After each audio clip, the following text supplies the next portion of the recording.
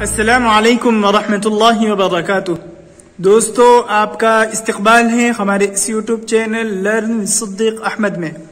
آج آپ کے سامنے ہم پیش کرنے والے ہیں آؤ اردو سیکھیں اس کورس کا 19واں سبق۔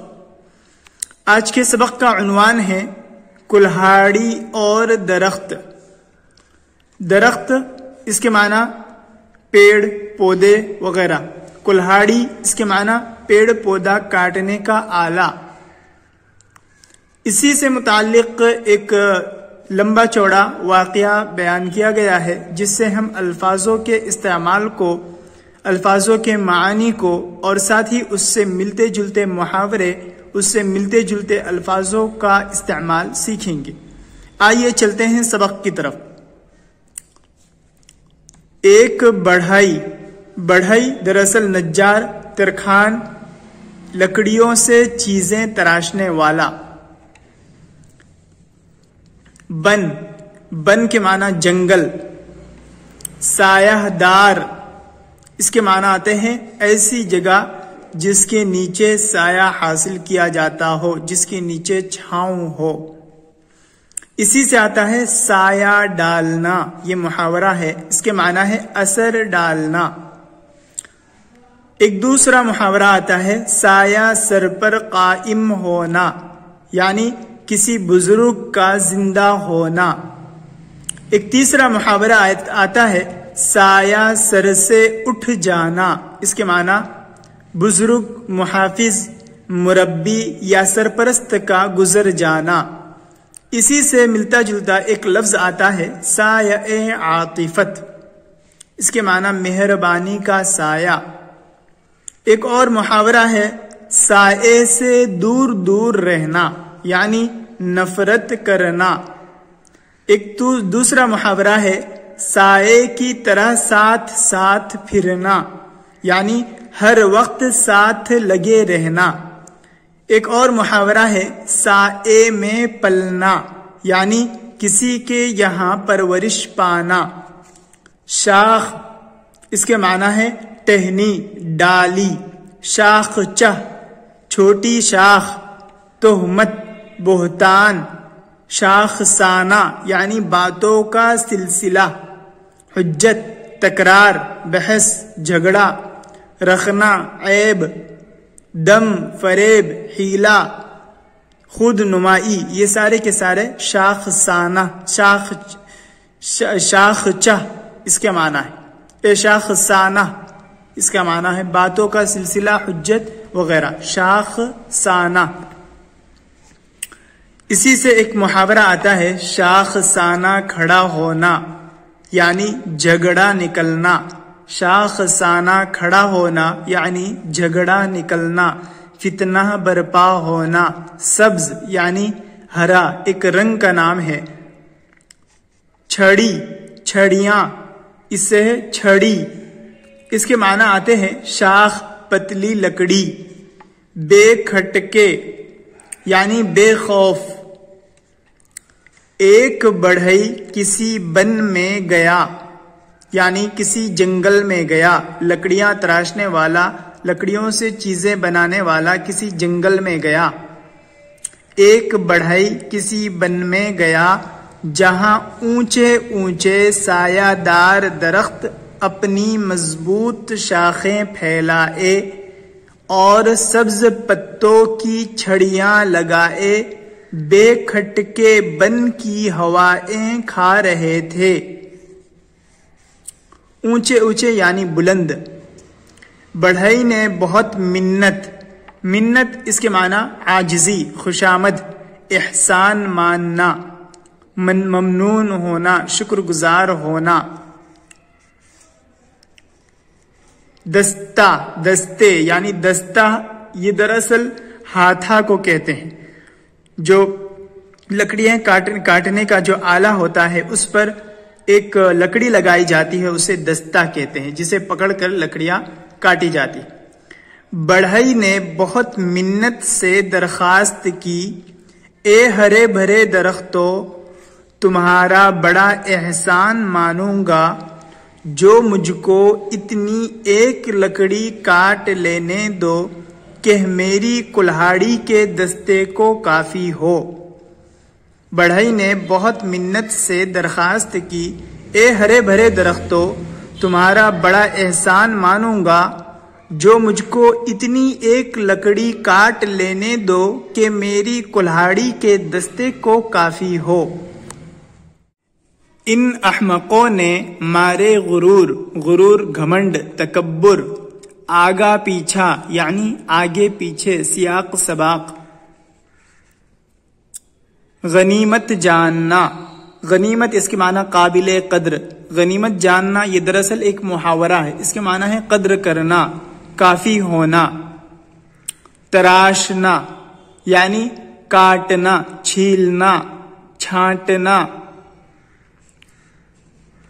ان احمقوں نے مارے غرور کے آگا پیچھا کچھ نہ سوچا، فوراً اجازت دے دی۔ ان احمقوں نے مارے غرور کے آگا پیچھا کچھ نہ سوچا، فوراً اجازت دے دی۔ بڑھئی نے اس بات کو غنیمت جانا اور ایک چھوٹی سی شاخ تراش کر دستہ تیار کر لیا۔ بڑھئی نے اس بات کو غنیمت جانا اور ایک چھوٹی سی شاخ تراش کر دستہ تیار کر لیا۔ جب کلہاڑی میں دستہ پڑ گیا یعنی دستہ لگ گیا۔ غضب ڈھانا، غضب ڈھانے کا معنی ہے اس کی یہ دراصل غضب ڈھانا یہ بھی ایک محاورہ ہے، اس کے معنی آفت برپا کرنا، ظلم کرنا۔ جب کلہاڑی میں دستہ پڑ گیا پھر تو اس نے یہ غضب ڈھایا کہ بڑے بڑے درختوں کو جڑ سے کاٹ پھینک دیا اور بن کا ستھراؤ شروع کیا یعنی جنگل کو صاف کرنا شروع کیا۔ جب کلہاڑی میں دستہ پڑ گیا پھر تو اس نے یہ غضب ڈھایا کہ بڑے بڑے درختوں کو جڑ سے کاٹ کر پھینک دیا اور بن کا ستھراؤ شروع کیا۔ اس مصیبت کے خوف سے سارے بن میں کھلبلی مچ گئی۔ کھلبلی اس کے معنی شور، افسوس کرنا یعنی بہت ہی زیادہ نادم اور شرمندہ ہونا، پچھتانا۔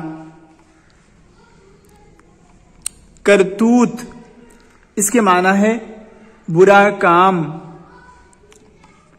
اپنے پاؤں میں آپ کلہاڑی مارنا یہ دراصل ایک مثل ہے، اس کے معنی ہے اپنا برا آپ کرنا، خود ہی اپنا نقصان کر لینا۔ اس مصیبت کے خوف سے سارے بن میں کھلبلی مچ گئی۔ تمام درخت افسوس کر کے کہنے لگے کہ اب کوئی علاج ممکن نہیں، ہم کو اپنے کرتوت کی سزا بھگتنی چاہیے، کیونکہ ہم نے اپنے پاؤں میں آپ کلہاڑی ماری ہے۔